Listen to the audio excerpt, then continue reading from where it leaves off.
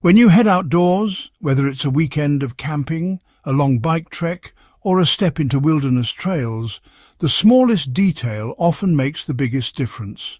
You know, it isn't always about carrying the most gear or buying the most expensive equipment.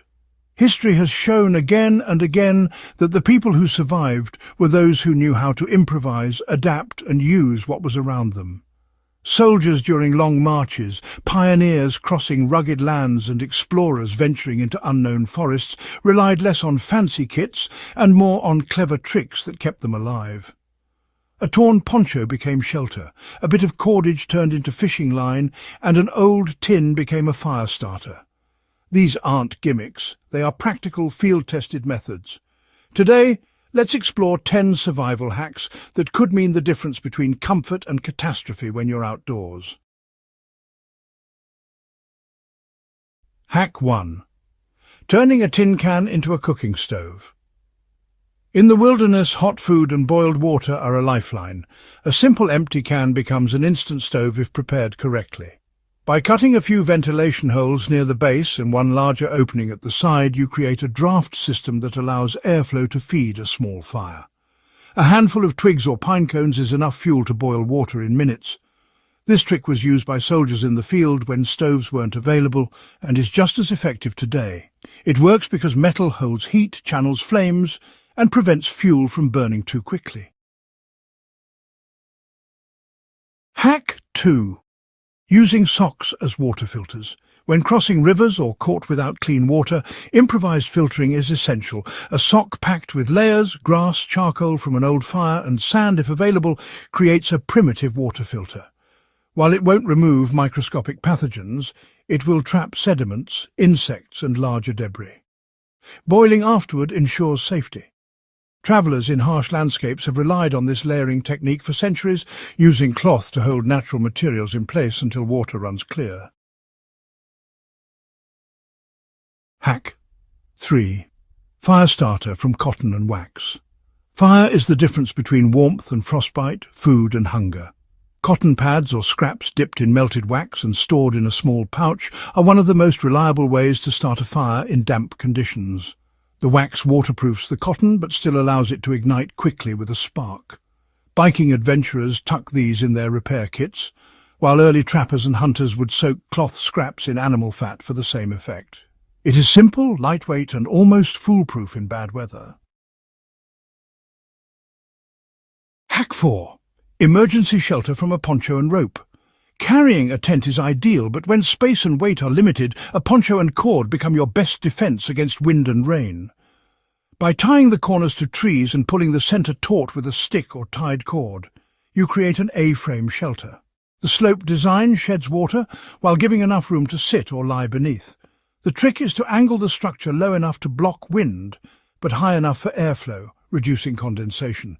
This method has been recorded in both military survival manuals and the everyday practice of hikers caught in sudden storms. Hack 5. Fishing line from paracord. Food procurement can be critical on longer excursions.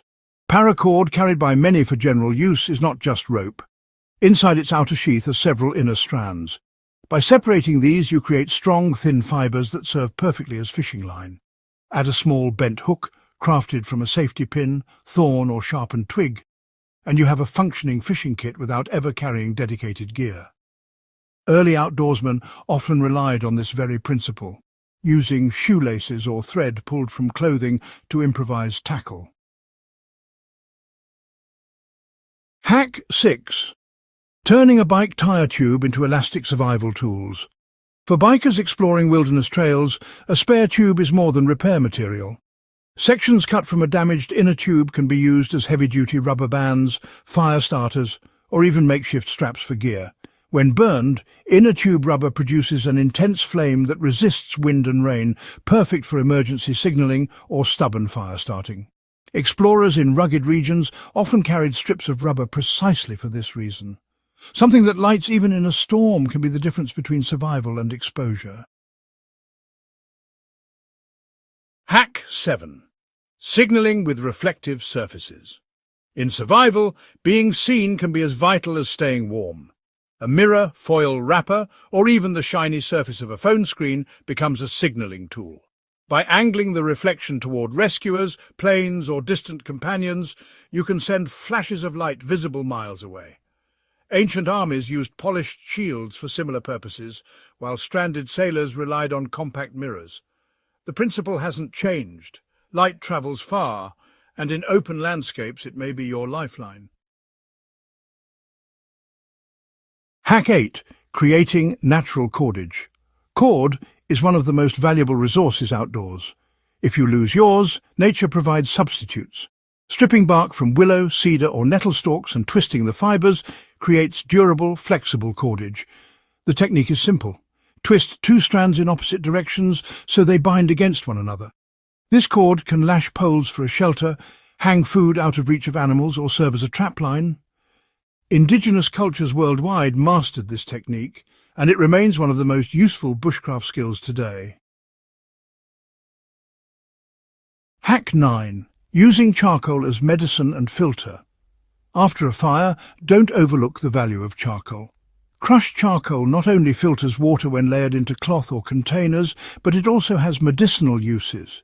Mixed with a little water, it can be used on insect bites, to draw out toxins, or ingested in small amounts to reduce stomach poisoning. Soldiers in earlier centuries often carried burnt bread or charcoal precisely for these reasons. It is simple chemistry. Charcoal's porous surface traps impurities, and in survival situations, it may save your health. Hack 10. Improvised navigation from shadows. When you're lost without a compass, navigation, well, it becomes survival. One ancient technique involves using a stick and the sun.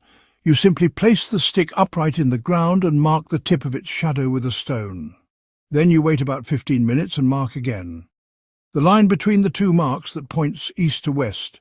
If you stand with the first mark on your left, you're facing north. Explorers, desert travelers, and even military scouts have used this hack for centuries, proving that even without technology, the natural world provides direction if you know how to read it.